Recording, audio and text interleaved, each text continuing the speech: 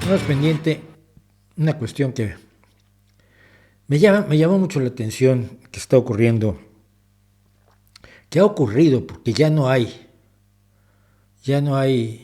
vuelta atrás en Portugal. Pero ocurrió lo siguiente. El primer ministro de Portugal fue acusado de corrupción.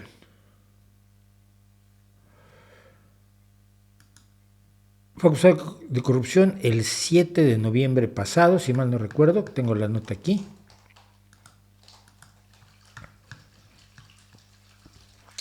Y presentó su dimisión de inmediato en medio de un escándalo por la presunta corrupción de su gobierno. El presidente, les recuerdo a los que no tienen sistemas presidenciales, a los que no conocen el sistema parlamentario, que el presidente o el rey es el jefe de Estado y el jefe de gobierno es el primer ministro o el presidente de gobierno.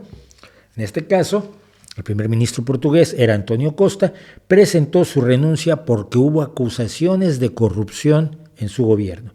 El presidente Marcelo Rebelo de Sousa aceptó la renuncia y llamó a los partidos políticos representados en el Parlamento a una reunión el miércoles para preparar una elección anticipada, que es lo que corresponde.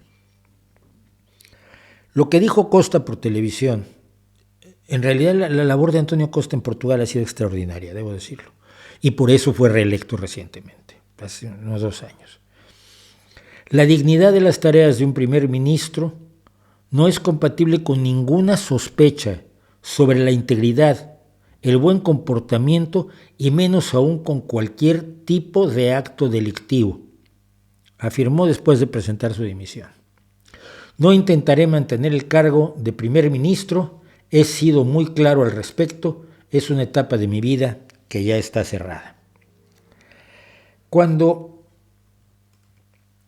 me hablan, porque mucha gente lo hace con enorme alegría, de la corrupción de todos los políticos del mundo, cuando pintan con esa brocha gorda a todos los hombres y mujeres que trabajan por sus congéneres, por sus conciudadanos, en condiciones muchas veces aterradoras, en condiciones de voluntarios. La mayoría de los concejales, por ejemplo, de los municipios en España, sobre todo los más pequeños, no cobran. Están ahí porque creen que deben hacer algo. Y hay gente que trabaja en otras cosas que cobra, no sé, oye, necesitamos que estés en el consejo de administración de una empresa del municipio para controlar el buen manejo Ay, pues sí, cómo no. Pero no te vamos a pagar, te pagamos 90 euros cada reunión de consejo, que es una al mes.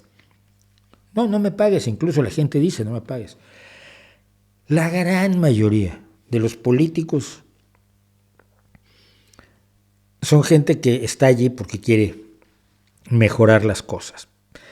Quizás en los niveles más altos de ciertos partidos, la gente está allí para hacerse rica. Alguno en el PP lo dijo, no recuerdo, uno que vivía bajo la lámpara de broncearse, cuyo nombre benditamente olvidado, pero él dijo que él había entrado a la política para hacer dinero. Bueno, sí, pero igualar a todos los políticos es una forma de eludir otra responsabilidad democrática importante, la de valorar a nuestros gobernantes, elegirlos con inteligencia, ser responsables de nuestra democracia, aplaudir al que lo hace bien y, por supuesto, abuchear y quizás meter a la cárcel al que lo hace mal.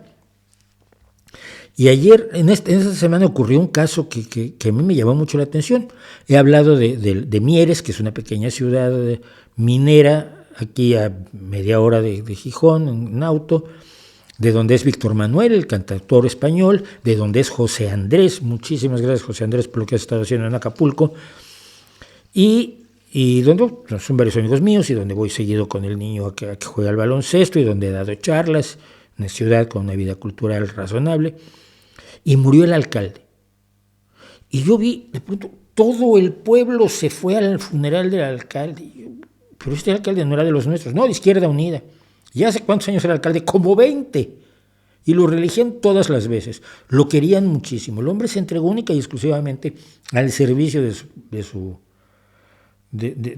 ciudad, de su municipio, porque el municipio obviamente ocupa más que la mera ciudad de Mieres, ocupa zonas rurales.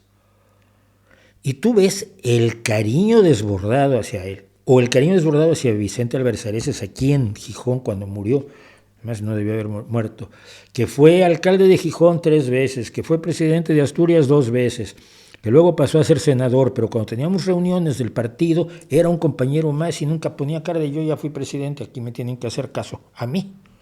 Obviamente aportaba su sabiduría, pero le tenía claro que él era un socialista más. Gente así la hay. Y negarnos a admitirlo, negarnos a ver que existe, negarnos a que en la oposición hay gente que quiere que las cosas mejoren y no solamente quiere ocupar el lugar y el salario, es muy equivocado. ¿Qué fue lo que acabó, al parecer, deletreando una tragedia en Portugal en estos días? Pues que después de que Acosta renunció y dijo hasta aquí llegué, yo no puedo ser primer ministro ante una sombra de duda, la gente dijo, no, pero ¿de qué lo acusan? Parece que de nada.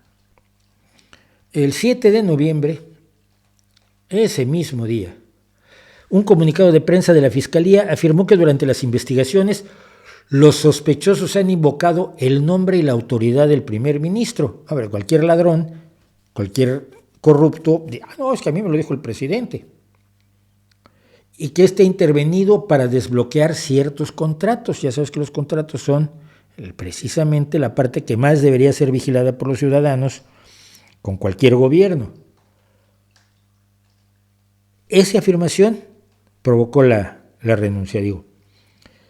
Pero CNN Portugal informó que la Fiscalía se equivocó en la transcripción de sus escuchas porque estaban hablando de Antonio Costa, pero de Antonio Costa Silva, que es el ministro de Economía y no del primer ministro Antonio Costa.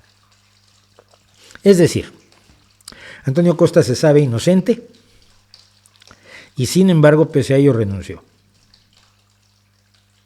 Piensen en Antonio Costa o en Vicente Álvarez Areces cuando piensen en todos los políticos son iguales y este tipo de cosas que les invitan a pensar los que se benefician de que los demás no piensen.